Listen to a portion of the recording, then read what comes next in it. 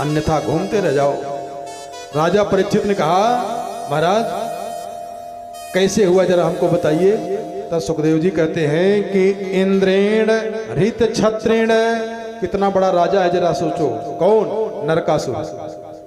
इतना बड़ा राजा है कि इंद्र के छत्र को छीन लिया, लेकिन इंद्र बदला लेने का सोच भी नहीं रहे कि हम जाकर के अपना छत्र छुड़ा लाऊं। और हृत कुंडल बंधुना, देवताओं की माता अदिति के कुंडल को छीन लिया और उसी में रह रहा है वो नरकासुर। उसका दो नाम बताएं, भौमासुर, नरकासुर। अब प्राग ज्योतिषपुर में रहता है। प्राग ज्योतिषपुर के चारों तरफ से 7-7 पहरे का घेरा बनाया गया है। कैसे है वो? कहा गिरि दुर्गई शस्त्र दुर्गई जलाग्न्या निर्दुर्गमम, चारों तरफ पहाड़ पहाड़ है।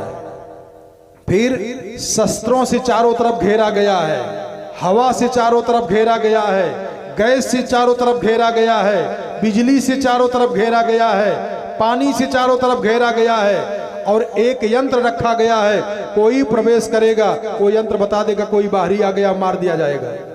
ऐसा यंत्र रखा हुआ है नरकासुर। और जिस राजा को जीते उसकी लड़की उठा लावे। उसने मन में विचार बनाया था कि हम 1 लाख विवाह करेंगे। नारद जी मिल गए और नारद जी ने पूछा नरकासुर से, भाई जिस राजा को जीतते हो, देखो कथा अभी प्रथम दृष्टिया बता रहा हूं, इसका वास्तविक अर्थ ये नहीं है जो हम बता रहा हूं अभी, पहले प्रथम दृष्टिया समझिए। नारद जी ने भौमासुर से कहा, नरकासुर से कहा कितनी लड़कियों को पकड़ पकड़ के एकत्रित कर रहे हो? क्यों? कहा विवाह करूंगा और मेरा इच्छा है कि 1 लाख विवाह कर रहा हूं। तो नारद जी ने ध्यान लगाया, जाकर जई दिन अवधि है ओ ऐ गुण करई 1000, ताको अरे तई दिन माफ है उस मालिक के दरबार। बेटा गलती तू करता चल, जब पूरा हो जाएगा तो फल पा जाएगा। नारद जी ने कहा एक काम करो। नरकासुर कहा क्या? कहा पहले 1 लाख कन्याएं एकत्रित कर लो, एक साथ में बरमाला पड़े, एक साथ में विवाह मंत्र बोला जाए। महाराज आप ठीक करे हो। और एक लड़की जिसको बंदी बना करके कैद खाने में डाला था, वो लड़की कथा सुनी थी और कथा से भगवान का पता जान गई थी। उसने पत्र लिख करके भेज दिया द्वारिकाधीश को। पत्र मिला, द्वारिकाधीश गरुड़ पर बैठ करके सत्यभामा को लेवा करके आए। सुखदेव जी कहते हैं परीक्षित, गदया निर्विभेदाद्रीन, भगवान ने अपने कौमुदकी गदा से प्रहार किया, जो उसका 7 था घेराबंदी चकनाचूर हो गया, टूट गया सब। लेकिन एक है उसके पास यंत्र जो बता देगा। तो भगवान ने क्या किया? शंखनादेन यंत्राणी, शंखध्वनि कर दिया। अच्छा शंखध्वनि किया तो यंत्र फेल हो गया। भगवान के शंख का क्या नाम है? पांचजन्य ध्वनिम श्रुत्वा। पूजा में, पाठ में, यज्ञ में, आरती में शंख का ध्वनि होना जरूरी होता है। और जितने लोग बैठे हो ना, सबके पास एक एक शंख है। ये शंख बजाते बजाते बजाते बजाते फिर जो ये शंख ये है, ये बजाने के लिए इशारा किया जा रहा है। जैसे कोई भी आदमी जब कुछ सीखता है, जैसे मान लो कोई सोचे कि हम हारमोनियम सीख लें, तो सोचता है पहले हल्की किस्म की लें, सस्ती वाली, अभी सीखना है ना। जब सीख के तैयार हो जाते तब बढ़िया वाली लेते हैं। ऐसे अभी जो बजा रहे हो ना, दक्षिणाभिमुख, वाम विमुख शंख, अभी ये सीखने वाली है। इसको बजा करके जब खूब पारंगत हो जाना तो मिलना, भागवत जी के माध्यम से पांचजन्य नामक शंख बजाना बता दूंगा। उसी दिन तुरंत ही बजा ताल अनहद, धनमद, बलमद, बुद्धिमद, विद्या मद तक हद, चारों मद चक्रित हुए। जब बजा ताल अनहद, यहां से सीख जाओगे। फिर इसके बाद मुर नामक दैत्य निकला। मुर नामक का भगवान ने वध किया, उसके भाई आए, उस भाइयों का भी वध किया, तब निकलता है जल में से कौन? ए नरकासुर निकला है। देवताओं ने प्रार्थना किया, भगवान ने शूलम भौमोच्युतम मंतुम माददे विदथोद्यम, भगवान ने त्रिशूल का प्रयोग किया और भौमासुर वहीं गिरा तो गिरा पड़ा रह गया।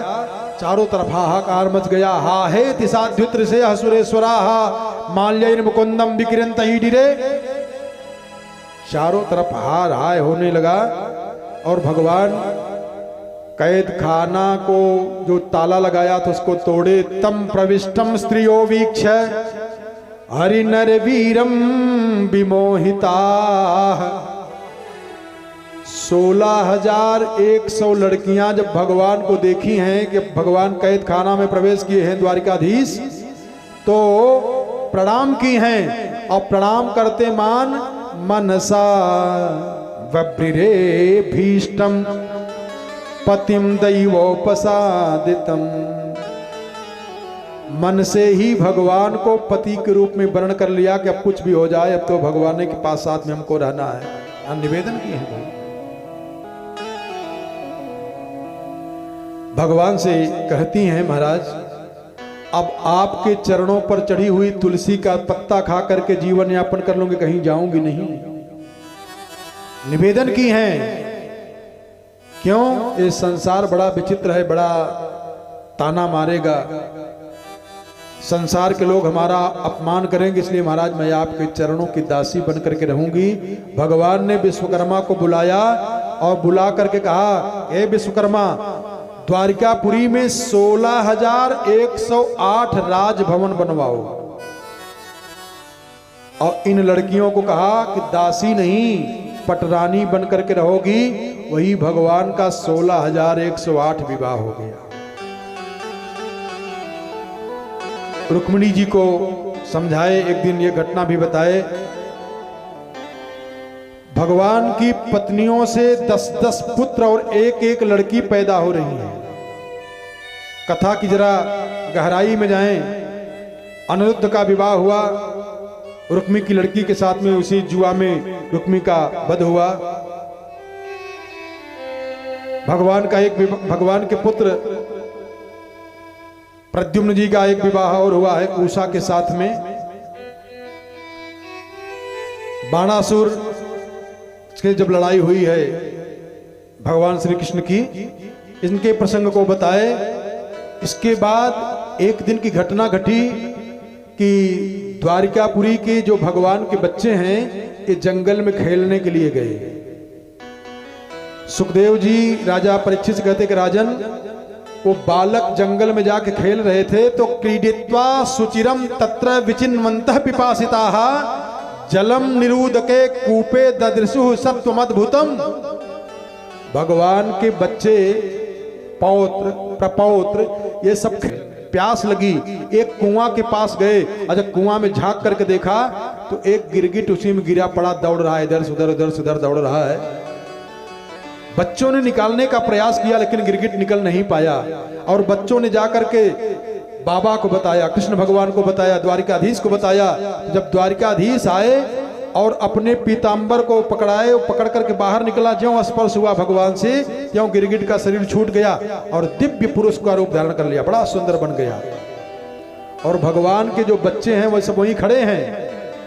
भगवान उन बच्चों के सामने पूछे कि बताओ आप हो कौन, अपना परिचय तो बताओ।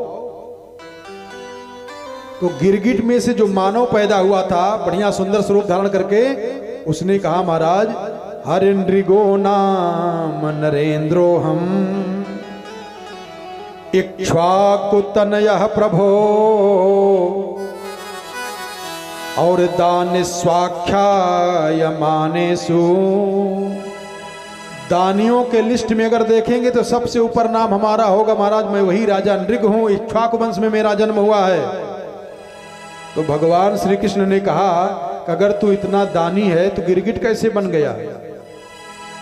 उसने अपनी पूरी बात बताई, कहा महाराज मैं इतनी गाय दान किया हूं, इतनी ज्यादा गाय का दान किया हूं कि जब बरसात होता है तो वर्षा के पानी के बूंद को गिना जा सकता है। धरती के कण को गिना जा सकता है, आकाश में जो तारा उदय होते हैं उनको गिना जा सकता है, लेकिन मैं जितनी गायों का दान किया उसकी गिनती नहीं है। तो द्वारिकाधीश ने कहा फिर बुढ़िया गाय दान करते होंगे, मरने वाली है तो पंडित जी बुलाओ, पकड़ा दो महाराज, ले एक दान गौ दान कर लो। अरे कहा नहीं नहीं महाराज, तो कहा फिर मरकही गाय दान करते होंगे। अपना परेशान हो गए तो कहा पंडित को दे दें, पंडितानी को रोज चूड़िया ही फूटी रहे, बेचारे चूड़ी खरीद खरीद के लाते हैं परेशान।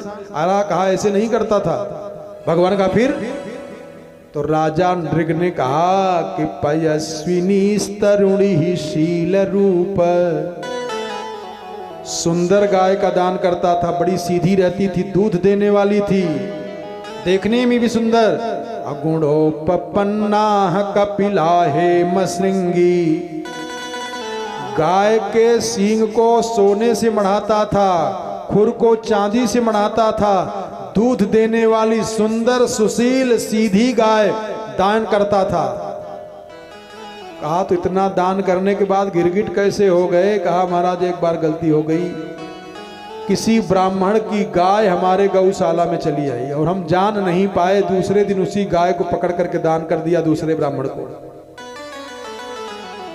और ब्राह्मण लेकर के जा रहा था, तब तक वो ब्राह्मण जिसकी गाय थी वो घूमते हुए आ गया। कहा ये गाय तो हमारी गाय है।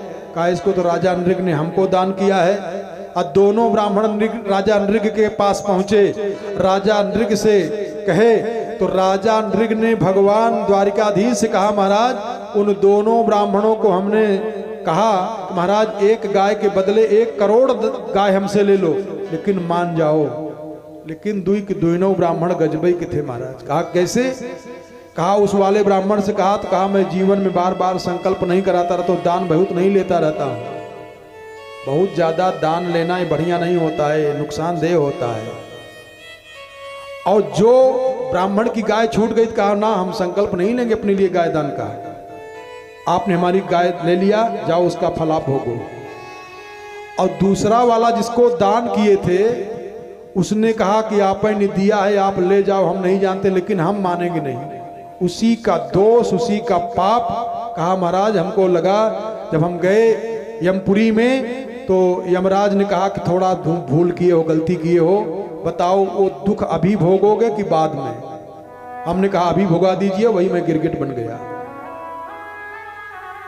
इस कथानक के माध्यम से द्वारिकाधीश अपने बच्चों को ये बताने का प्रयास किए कि किसी के द्वारा कैसे भी अधर्म करके किसी का धन लेने का प्रयास मत करना, देखिए यही दशा होगी। और वह ब्राह्मण का अरे राम राम और बचा के रखना, ये समझाने का प्रयास किया भगवान ने इसके माध्यम से। कहते हैं इसके बाद बलराम जी ब्रज में गए, गोपियों के साथ में थोड़ा खींचे हैं, यमुना जी टेढ़ी हो गई हैं।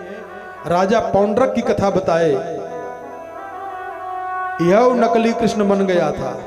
कहा हम असली कृष्ण हैं, काठ की गदा बना के घूम रहा, जैसे कलयुग में आजकल नहीं भगवान पैदा हो रहे, हम भगवान हैं। तब तक मारे गए, कहा हम भगवान हैं, एक से एक बढ़े चले जा रहे।